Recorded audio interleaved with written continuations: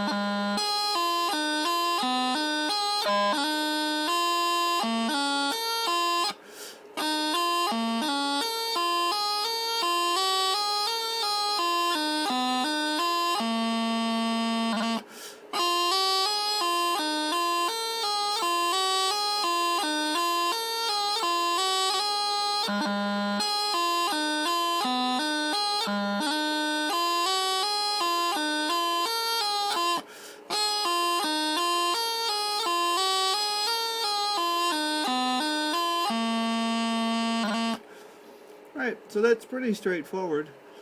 Even in the last part there, the first and the second part are identical. So it's just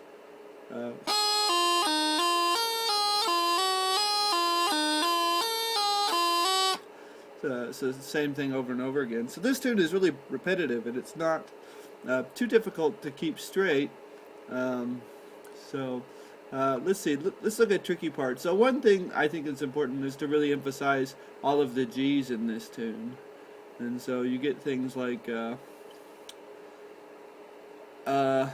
between the first and the second part, you have this identical measure where you go.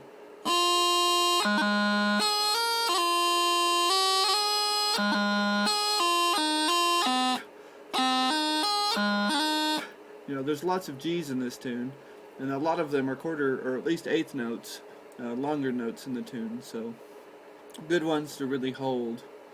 There's also some finger twisty bits in here. You go back and forth between the top hand and the bottom hand between E and D a lot, and so having really good clean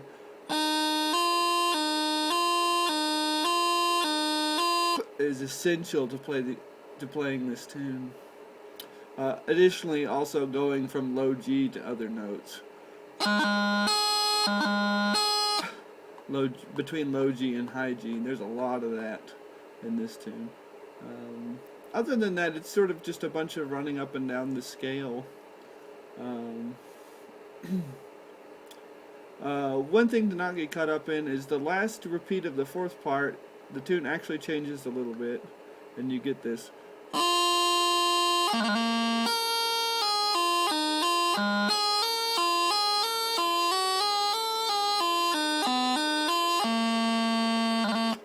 So you forego the doubling on low G and instead just hit low G and then go right back up to the top hand. So instead of you play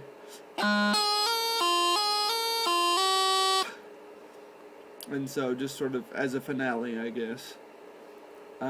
You need to be strong in the high A grace note from high G, so there's a lot of in the tune, and it's good to get that nice and clear. I think it's important to hit that. So, but otherwise, just not too difficult. There's not too many doublings. There's a bunch of E half doublings, and that's about it, other than the ones down to low G. So, overall, not too tough. I'm trying to look for all the little squirrely bits. You know, the end of each line, the end of each first line of each part has this, and that can be a little tricky.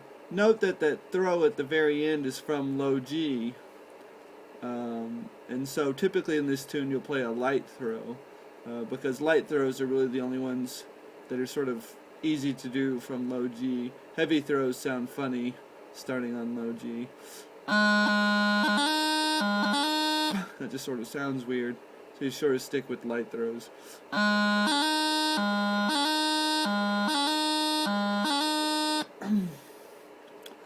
Oh, what else? General comments about the tune. Yeah, so I would just pick out phrases that are identical between each part. And so, you know, the first line of each part always ends with